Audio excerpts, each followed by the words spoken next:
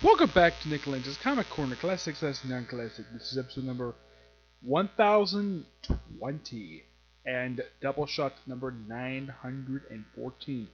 I got two Batman trades, and like the last several videos basically have done, where it's two volumes of the same series because my local library finally got these trades and reviewing these things forward. Alright, and both these ones is from the Tom King run for Batman. A run that for some people has been kind of mixed since the controversial issue 50 that came out last year, which caused the writer to receive death threats. Now, I didn't like what happened in the issue, but I'm not gonna send a man death threats over. That was stupid. Heck, one person agrees with me that death threats are stupid against a particular writer? Danny Cotis. Yes. And I talked to him briefly about the death threats, and the ones against him are completely stupid. And he agrees they're stupid. And the thing, he also agrees with me with the whole thing of what happened with Tom King when he got his death threats. Is that both of them agree. He's CIA, and he probably has had death threats before. And according to him, that apparently DC and Marvel have basically a legal thing relating to death threats. Yes, so basically they're well prepared to receive death threats over anything dumb they do. So it's nothing new, but at least that Tom King, I'm not sure if he still received death threats. I have no idea. Maybe that's what caused him to end his run on Batman. I mean, the rumor was that, according to what the rumor I heard, his run was supposed to end issue 105. But for some reason, we're in 20 issues early. I'll talk a little bit about that after I talk about these two trades. First up, it is Batman Volume 8, Cold Days, which collect issues. Batman Volume 3, issues 51, 57. Yes, I'm going to talk about what happened in issue 55. The first three issues is basically Bruce Wayne having jury duty. Yep. So, who's in the Bat costume? Dick Grayson, for the first time since, I think the last time I could think of was back in, I think it was Batman Inc. number 0. Yes, but at least they actually kept the fact that Dick Grayson was Batman while Bruce Wayne was gone for a year. They kept that canon even though we had a reboot. And one thing I also got to appreciate about the trade cover is that we're back to Scott Snyder's style of logo for Batman. I love this cover. I love this logo. It's a great cover, a great logo for Batman. Now, yes, the writing here is done by Tom King. The artwork in here is done by several fantastic artists. Here are the artists: Lee Weeks, Tony S. Daniel, Matt Wagner, Danny Minky, Mark Buckingham, and Andrew Peepoy. Yes, the cover art here is done by Lee Weeks and Elizabeth Britt-Witzer, who's the colorist. Yes, and the thing with these issues are that Batman, now if you read the issues, you notice in the issues themselves, that Batman has stopped wearing the Grey Cupola costume. Yep. Yeah, he stopped wearing it. Now, in this issue here, when you see him, you can't exactly get a look at, but yeah, yeah. I mean, for the first two issues, he's actually wearing the Grey Cupola costume. Despite the people call it the Rebirth costume, he had that costume just prior to Rebirth. So I call it the Grey Cupola costume because he's the one who designed it. Now, the costume he gets, now it's over issue 54 up until recently. I believe this is either designed by Tony S. Daniel or Lee Weeks. I don't remember who designed this version of the costume because it's back with black underwear. And the whole storyline with Cold Days is that the reason why Bruce Wayne is on jury duty because Mr. Freeze is on trial for allegedly murdering 3 women. And this whole thing about a coerced confession. Yeah, you have to basically, from what I know about a coerced confession, is what I read about, of course, seeing Law and Order. It's basically a confession someone gets where you coerce them. Basically, you kind of beat it out of them physically with physical torture in order to get the actual, information that they'll claim that they did this even though that's probably not true. And that's the whole point of the first 3 issues of this particular trade, that it's like that. And then right afterwards, we have Bruce Wayne back in the costume, and then the following issue, something really stupid happens. We have course, one thing I appreciate about these issues is that we have Batman. I mean, when was the last time this happened in the pages of Batman, or at least in the Detective Comics, where Batman is on GCPD headquarters, talking to Commissioner Gordon, and someone there via the bat signal. And he's there with Dick Grayson in the Nightwing costume, and then like something really stupid happens. A sniper takes a shot at Dick Grayson and shoots him in the head. What was the whole point of this? Set up new status quo for Dick Grayson for some dumb reason. I have no idea why the heck this was necessary to do in Tom King's book. Yes, but this is later explored in the pages of Nightwing, first by Ben Percy, and then by Scott Lobdell and now Dan Jurgens. Yes. And according to Commissioner Gordon, he asked about Dick Grayson how he's doing. Batman doesn't want anything about it at all for some strange reason. Yes. And basically he goes after... Now in here... Now it's just Mr. Freeze pops up in each... I don't think there's any other villain. There is a few other villains pop up in these issues, basically. And you gotta appreciate Lee Week's artwork. It is fantastic. I love this artwork. And yes, there's the Rebirth costume. Well, the Greg Capullo costume. Because his costume made a debut in the previous volumes, issue 50. Yep. I think there is a few other... 54 just simply kind of explores what Dick Grayson was up to. Like, of course, well, we have a few other villains pop up in here. A villain that Scott Snyder loved to use. Quilt Man! Yep, the Quilt Man. That's him, the Quilt Man. He's not the only villain to pop up in here who's not Mr. Freeze. Oh no, there is, I think there's like one other villain pops up in here. Oh yes, here we have the Condiment King. Yep, that is him. Yeah, if you don't know who this guy is, I don't blame you because, well, I know of this guy, but my gosh, he is basically a C-list villain. Because I don't think anybody knows about it. Oh yeah, and there's also in here about Dick Grayson poking fun at the penny, just to lighten up Batman because of what happened in Batman issue 50. Yep. Now I'm not going to show in here Dick Grayson being shot in the head, because I'm sure a lot of people have shown that off in the past year, because I'm sure they agreed this was stupid. I'm not sure whose bright idea was it to do this.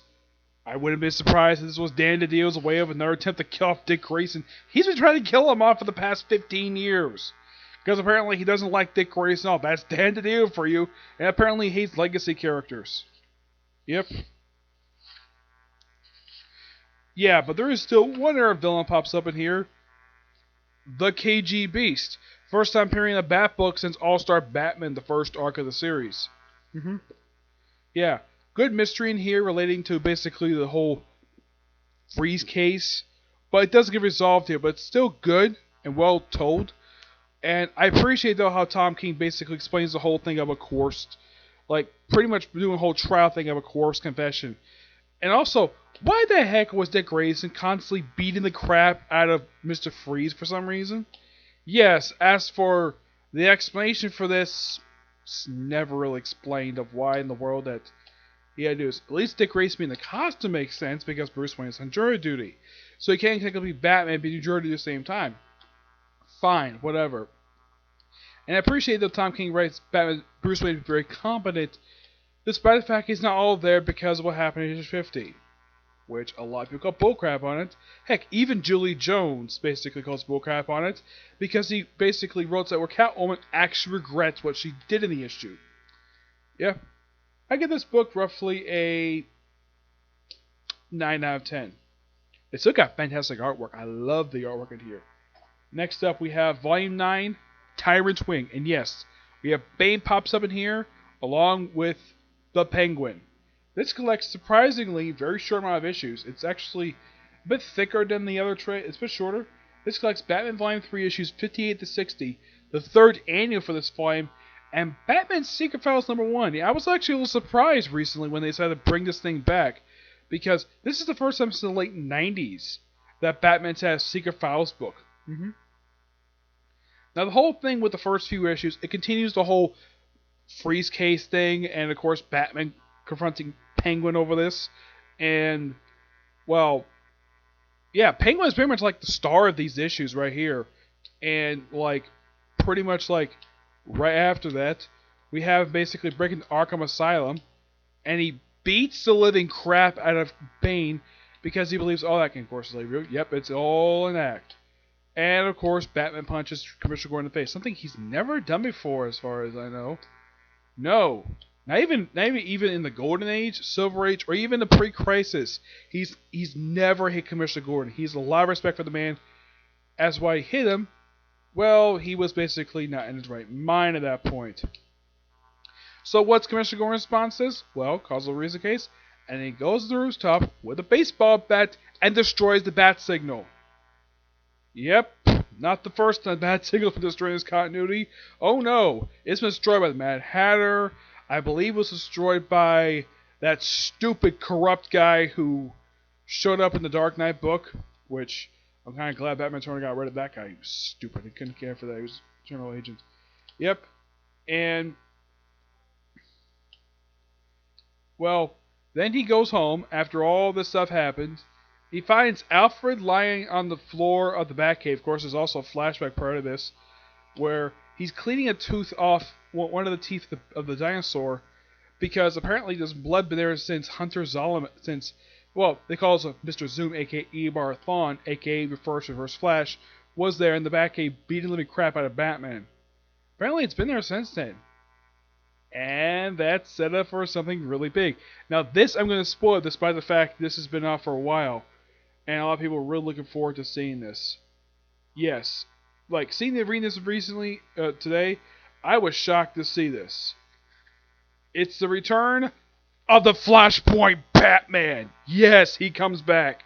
First time since the button. As for how the heck he escaped, like, the collapsing Flashpoint universe, no idea. Somehow he escaped. Hopefully Tom King Powers will explain it.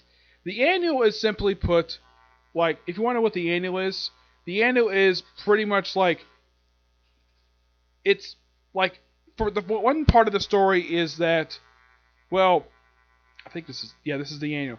The first part of the story is just basically Alfred in bed and getting a phone call what happened to the Waynes. Of course, he's called to identify the body. He's like, no, I don't have to identify this. They're prominent figures. I got to everybody can identify them. All he wants to do is take their son home. That's pretty much what he does. And of course, well, then later on we have, well, him as Batman, and it's a well thought issue. It's basically the name of the story is basically Father's Day, and shows how basically Alfred and Batman have a lot of respect for each other in the annual. And of course, well, Batman gets both Alfred and Bruce Wayne get taken out by Lenz Tompkins, one of the many people who know that Batman is Bruce Wayne. And it's a story done by Tom King. Now, the Secret File stories are actually quite interesting. Yes, the Secret File stories. Yep. These are not done by Tom King. Nope. These are done by... Actually, one is done by Tom King. Yes. The first story is done by Tom King, but just the first story. Yep. And the other two stories done by Tom Taylor, and there's one other writer, Cheryl Layton Eden. It's just basically a series of Batman stories they decided to basically put in here. It's a good set of stories. Now, in the case of what the issues related to the whole Tyrant's Wing thing, I don't think that's what they call the actual issues themselves. Let me check this just to be sure. Yeah, they do call him Tyrant Wing, despite the fact it's just a continuation of this. That's simply all it is. It's just a continuation of that. But yes, this book is good. I appreciate what it's doing, and I think next came the Nightmare story after this, and of course also The Price, which is a tie into Heroes in Crisis, a storyline which Tom King got a lot of flack for the ending for. But this is good. Give this book a 9 out of 10. Now, the problem some people have with these issues is that Batman is not himself in these issues, but the stories are well told. But Batman is acting a bit out of character, probably because hasn't recovered from what happened in issue 50, where Catwoman left him in the altar. Yes. All because something Bane did was summon your ear and, well, Holly Robinson, anyways. Yeah, but still good. I do enjoy these issues in here. So yeah, that's it for this particular review. Yes, I'm still planning on doing the review for newest episode of Case Closed and the 14th Case Closed film. I might do one Comic Corner today, but it all depends when I get the next couple trades out, okay? But do you see you next view? Bye.